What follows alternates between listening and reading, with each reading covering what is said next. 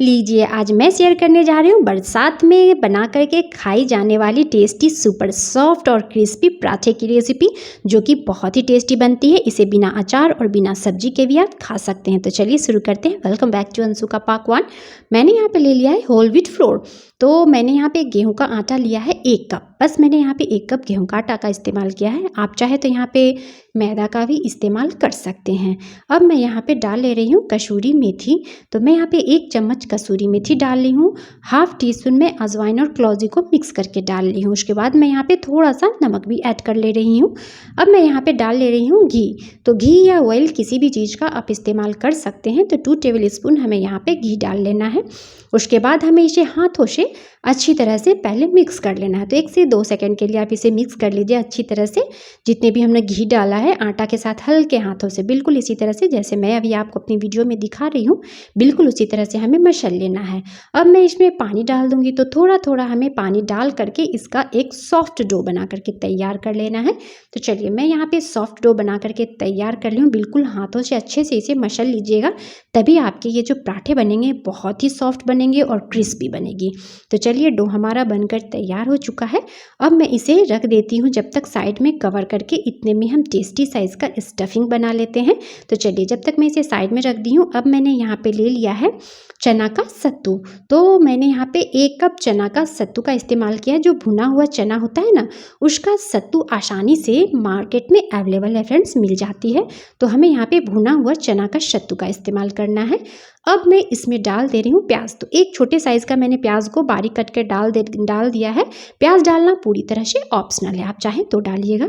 मैंने यहाँ पे ले लिया है लहसुन की कलियाँ, उसे भी मैंने बारीक कट कर लिया है। फिर मैंने यहाँ पे ले लिया है ग्रीन चिली, उसे भी मैंने बारीक कट करके डाल दिया है। अब मैं यहाँ पे 1 नींबू का रस डाल दे रही हूँ, लेमन जूस। और उसके बाद हमें यहाँ पे डाल लेना है अजवाइन और क्लौंजी को मिक्स करके। तो अजवाइन और क्लौंजी जरूर डालिएगा, इस रेसिपी में पाचन के लिए बहुत ही अच्छा होता है, डाइजेस्टिव के लिए। तो हमें यहाँ पे अजवाइन और क्लौंजी का ज़रूर से ज़रूर इस रेसिपी में इस्तेमाल करना है। और मैं यहाँ पे 2 चम्मच सरसों का तेल डाल दी हूँ। इस रेसिपी को सरसों के तेल के साथ ही बनाइएगा। अब मैं यहाँ पे डाल दी हूँ स्वाद के अनुसार नमक। और मेन इंग्रेडिएंट्स देखिए फ्रेंड्स, इसकी सबसे ये जान है इस रेसिपी की। तो मैं यहाँ पे ले ली हूँ अचार के मसाले। तो आपके घर में जो भी अचार होगा ना अवेलेबल, उस अचार के मसाले को ज़रूर यहाँ पे ऐड कीजिएगा, तभी आपकी ये टेस्टी जो स्टफिंग बनेगी ना, बहुत ही ज़बरदस्त बनेगी। तभी वो चटकारेदार ये पराठा बरसात में जब आप बना कर खाएंगे तो घर वालों को बहुत ही पसंद आने वाली है।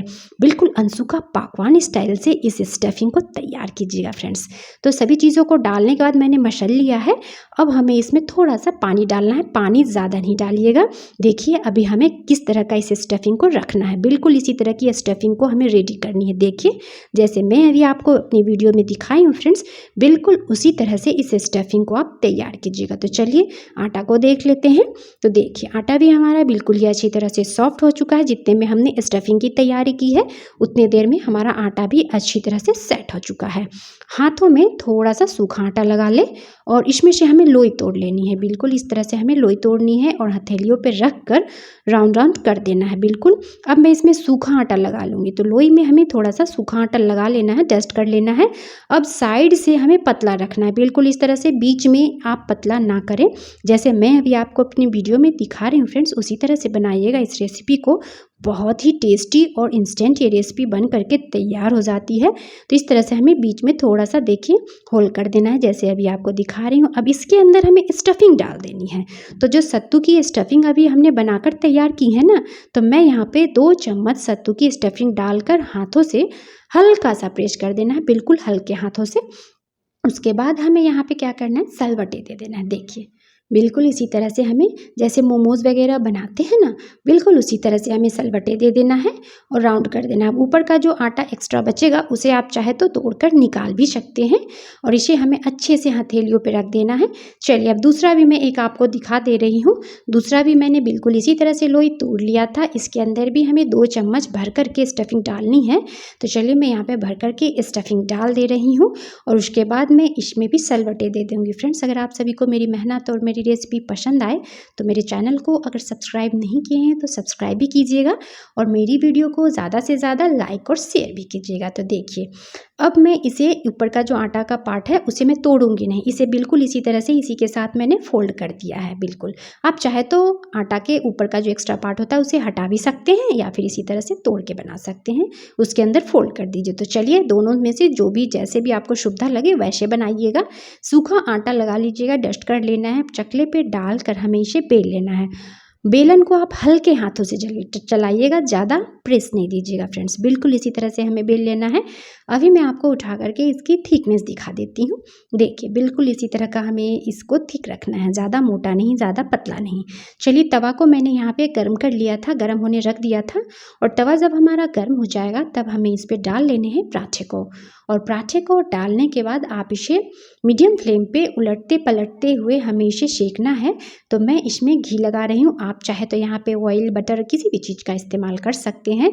और दोनों साइड से हमें घी लगा करके उलटते पलटते हुए मीडियम फ्लेम पे इसे क्रिस्पी करारी इसे हमें सेक लेना है। देखिए क्या मस्त इसका कलर आया है ना फ्रेंड्स, आ रहा है ना आप सभी के भी मुंह में पानी। ये रेसिपी ऐसी ही है फ्रेंड्स। तो चलिए सभी पराठे को मैंने बना करके निकाल लिया है, देखिए रेडी कर लिया है, सारे पराठे हमारे रेडी हो चुके हैं।